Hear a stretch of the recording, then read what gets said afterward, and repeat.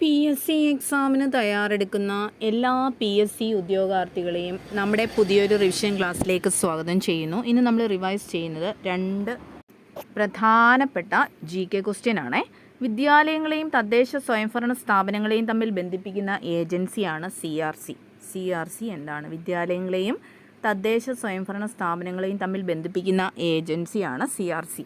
ഐക്യരാഷ്ട്ര സംഘടന കുട്ടികളുടെ അവകാശ സംരക്ഷണ രേഖ അംഗീകരിച്ച വർഷം 1959 ഐക്യരാഷ്ട്ര സംഘടന കുട്ടികളുടെ അവകാശ സംരക്ഷണ രേഖ അംഗീകരിച്ചത്.